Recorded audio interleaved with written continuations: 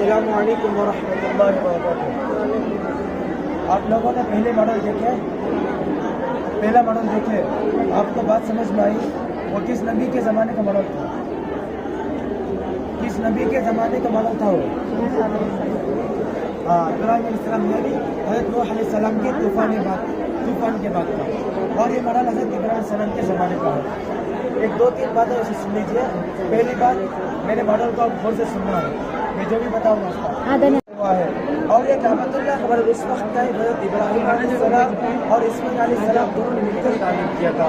اس وقت مکہ کی سلطان وادی حضرت ابراہیم علیہ السلام اپنی بیوی اور بچے کو یہاں چھوڑ کر چلے گئے اللہ کے حکم سے. تو چند دن کے بعد ان کے پاس موجود کھانا اور پانی ختم ہو گیا. حضرت حاجرہ علیہ السلام ان پہاڑوں کے درمیان پانی کی تلاش میں نکلے. کیا ہے پہاڑے وہ؟ کوسے جبل صفا. کوسے پہاڑیاں ہیں وہ؟ جبل صفا، جبل زرد. ہاں، صفا اور مروہ.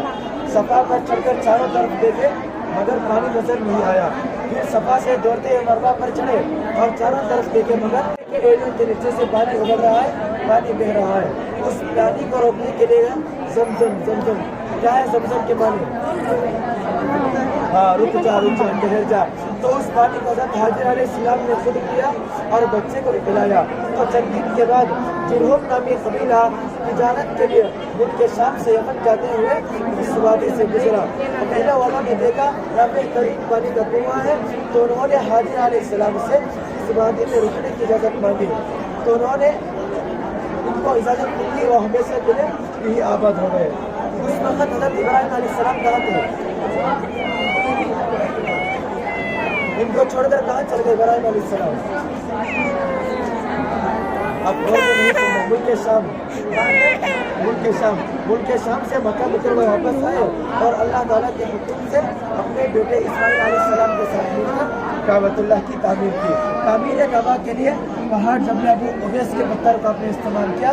یہ جبل ابو قبیس کا پہاڑ ہے. سمجھ میں آئی آپ کو؟ فل نہیں بنی ہوتا.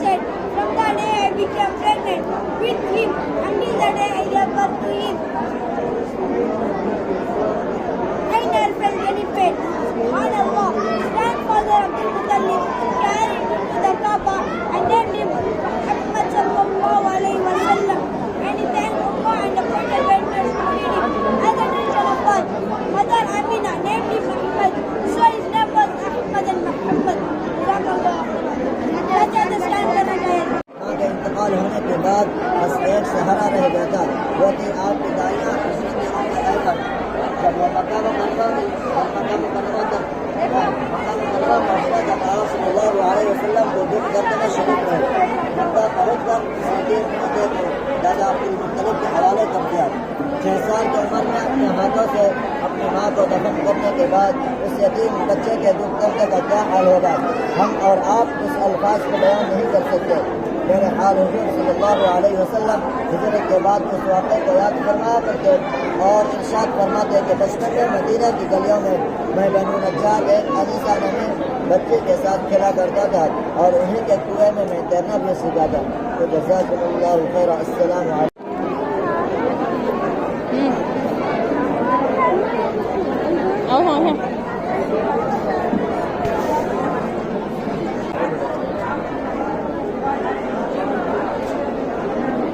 السلام علیکم ورحمۃ اللہ وبرکاتہ. اس ماڈل میں ہم اللہ کے نبی صلی اللہ علیہ وسلم کی ملک شام میں تجارت اور حضرت خدیجہ سے نکاح کا واقعہ بتانا چاہتے ہیں. حضرت خدیجہ رضی اللہ تعالی عنہ قریش مکہ کی عزت دار مالدار تاجرہ خاتون تھی. حضرت خدیجہ رضی اللہ تعالی عنہ حضور صلی اللہ علیہ وسلم کی سچائی، امانت داری اور بلند اخلاق کی خبریں سنی تو انہوں نے آپ صلی اللہ علیہ وسلم کو یہ پیغام دیا کہ ان کا مال ملک شام تجارت کے لیے دے جائے اور ساتھ میں انہوں نے میسرہ نامی غلام بھی دیا آپ صلی اللہ علیہ وسلم کے ساتھ کے لیے. آپ صلی اللہ علیہ وسلم تجارتی سامان لے کر ملک شام روانہ ہوئے. دوران سفر نے ایک راہب یعنی عیسائی عالم کے عبادت خانے کے قریب اس درخت کے نیچے قیام کیا. جب راہب نے دیکھا تو وہ حیران ہو گیا اور میسرہ کو پوچھنے لگا کہ یہ شخص کون ہے. میسرہ نے کہا کعبۃ اللہ کی خدمت کرنے والے قبیلہ قریش کے نوجوان ہیں. راہب نے کہا میں تورات میں پڑھا ہوں اس درخت کے نیچے معمولی آدمی نہیں بیٹھ سکتا، وہ پیغمبر ہی ہے. آپ صلی اللہ علیہ وسلم وہاں سے نکل کر شام پہنچے. بہترین تجارت کی بہت زیادہ نفع کے ساتھ واپس مکہ تشریف لائے. میسرہ جو حضرت خدیجہ کا غلام تھا آپ صلی اللہ علیہ وسلم کے ساتھ تجارت کے لیے گیا تھا، وہ سارے حالات سفر کے سنا دیا. حضرت خدیجہ رضی اللہ تعالی عنہ سارے حالات سن کر بہت خوش ہوئی، بڑی متاثر ہو گئی اور آپ صلی اللہ علیہ وسلم کو نکاح کا پیغام بھیج دیا. اس وقت آپ صلی اللہ علیہ وسلم کی عمر 25 سال تھی اور حضرت خدیجہ کی 40 سال تھی. آپ صلی اللہ علیہ وسلم کا نکاح حضرت خدیجہ سے حمزہ رضی اللہ تعالی عنہ نے کرایا اور ان سے 3 بیٹے پیدا ہوئے جن کا نام طاہر، طیب، قاسم تھے، جنہوں نے اللہ تعالیٰ کی مرضی سے وہ کم عمر میں ہی انتقال کر گئے. اور 4 بیٹیاں پیدا ہوئی جن کا نام زینب، رقیہ، ام کلثوم، فاطمہ رضی اللہ عنہن. ان چاروں نے اسلام قبول کیا اور آپ صلی اللہ علیہ وسلم کے ساتھ مدینہ ہجرت کر گئے. السلام علیکم ورحمۃ اللہ وبرکاتہ. اسکان کرتے ہو لوگوں مدرسے یہ کیا عبادت کرتے تھے کہ آپ صلی اللہ علیہ وسلم کے دادا ابراہیم علیہ السلام نے بھی یہی عبادت کی. کیا عبادت کی تھی کہ ابراہیم علیہ السلام نے بھی غار میں جا کر اکیلے بیٹھ کر یہ نبی کرتے تھے ہر بار نبوت سے پہلے کہ ہمارا خدا کون ہے، ہمارا خالق کون ہے، ہمارا مالک کون ہے. اس کو سوچنا، اس کے پہچانا، اس کے بارے میں سوچتے رہنا، یہ نبیوں والی عبادت تھی. اور جب کبھی آپ صلی اللہ علیہ وسلم کسی ضرورت کے لیے اسی طرح یہ پتھر اور نرم آپ اس الفاظ میں سلام کیا کرتے ہیں.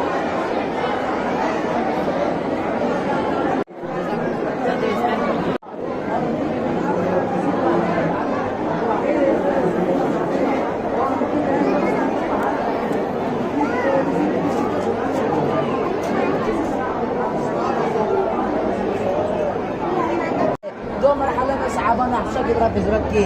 پہلے موقع پر 10 مرد اور 8 خواتین تھیں جن میں حضرت عثمان بن عفان اور ان کی بیوی حضرت رقیہ رضی اللہ عنہا جو پیارا نبی صلی اللہ علیہ وسلم کی بیٹی تھی، اور ان کے علاوہ حضرت عامر بن فہرہ اور ان کی بیوی ابو صبرہ بن ابی رم، عبد الرحمن بن عوف، ابو سلمہ بن عبد الاسد اور ان کی بیوی، ابو حذیفہ بن عتبہ اور ان کی بیوی، اور زبیر بن عوام تھے. پھر چند دن بعد دوسری مرتبہ حبشہ کی طرف ہجرت ہوئی جس میں 82 مرد اور 8 عورتیں تھیں.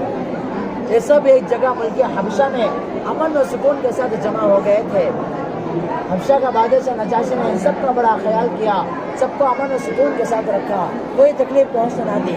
نبوت کے چھٹے سال مکہ کے کافروں نے عمرو بن عاص کے ساتھ ایک جماعت حبشہ بھیجی اور نجاشی سے مطالبہ کیا کہ جو لوگ یہاں ہجرت کر آئے ہیں انہیں واپس کیا جائے، لیکن نجاشی نے انہیں واپس کرنے سے انکار کر دیا اور کہا کہ یہ لوگ صحیح اور سچے دین پر قائم ہیں، مکہ سے آئے ہوئے کافر ناکام اور ذلیل ہو کر واپس آ گئے۔ کہ انہوں نے اسلام کی دعوت قبول نہیں کی بلکہ اسلام کی دعوت کو ٹھکرایا اور آپ علیہ السلام کا مذاق بنانے لگے اور گستاخانہ جھوٹے کہنے لگے۔ صرف اتنا ہی نہیں کیا بلکہ وہاں کے اوباش اور شریف لڑکوں کو آپ علیہ السلام کے پیچھے لگا دیا جو آپ علیہ السلام کو پتھر مارتے اور چپ چھڑاتے۔ بدبختوں نے اتنے پتھر مارے کہ مسلمان کو قبول کر دیا۔ جب ان شریر لڑکوں سے نجات ملی تو آپ علیہ السلام نے اللہ تعالیٰ سے درد بھرا الفاظ میں دعا کی۔ پھر کیا تھا، اللہ تعالیٰ کی رحمت جوش میں آئی اور 2 فرشتوں کو آپ علیہ السلام کی خدمت میں بھیجا۔ فرشتوں نے کہا کہ اللہ تعالیٰ نے آپ کی دعا سنی ہے، اے اللہ کے نبی بس آپ حکم کریں تو پہاڑوں کو ملا کر ظالموں کو پیس کر رکھ دیں گے، مگر قربان جائے رحمت عالم سب کو فرما کے نہیں، اگر یہ ایمان نہیں لاتے تو ان کے اولاد میں سے اللہ تعالیٰ کی رحمت جوش میں آئی، اپنے محبوب صلی اللہ علیہ وسلم کو تسلی کے طور پر 7ویں آسمان پر بلا کر اپنا دیدار کرانا چاہا اور انعامات سے نوازنا چاہا۔ ایک رات آپ صلی اللہ علیہ وسلم ام ہانی رضی اللہ عنہا کے گھر پر آرام فرما رہے تھے کہ حضرت جبرائیل علیہ السلام تشریف لائے اور آپ صلی اللہ علیہ وسلم کو براق نامی سواری پر بیٹھا کر مسجد حرام سے مسجد اقصی لے گئے، وہاں بیت المقدس کی سیر کرائی۔ جب آپ صلی اللہ علیہ وسلم مسجد اقصی میں داخل ہوئے تو دیکھا کہ آدم علیہ السلام سے لے کر انتہا تک پہنچے اور ہر آسمان پر آپ کی ملاقات مختلف انبیاء سے ہوتی رہی۔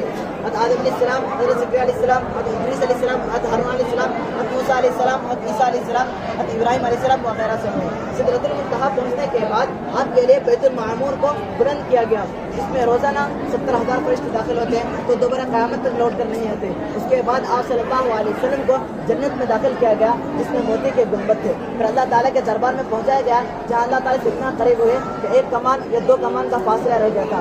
آپ صلی اللہ علیہ وسلم نے اللہ تعالیٰ کا دیدار کیا اور اللہ تعالیٰ سے بات چیت کی۔ اللہ تعالیٰ نے آپ کو 50 نمازیں تحفے میں عطا فرمائی۔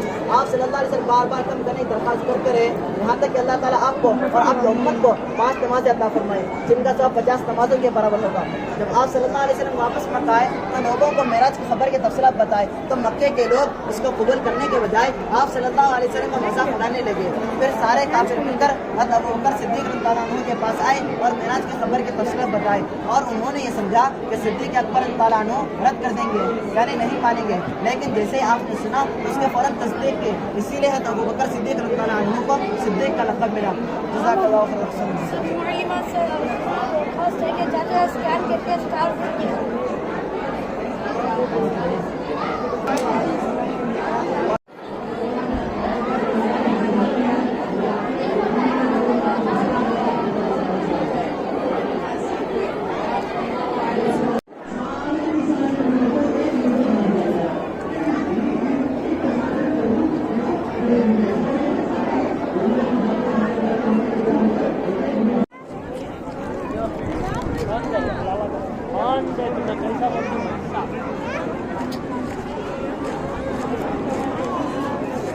عثمان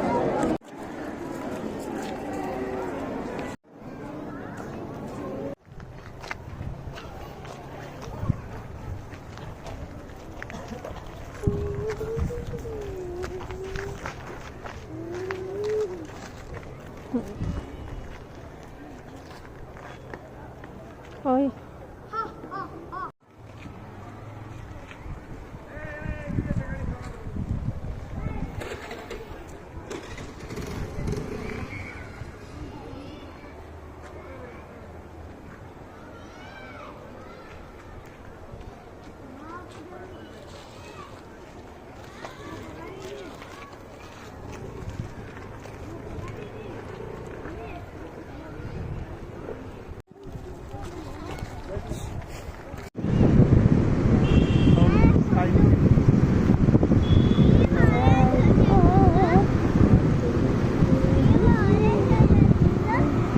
Oh,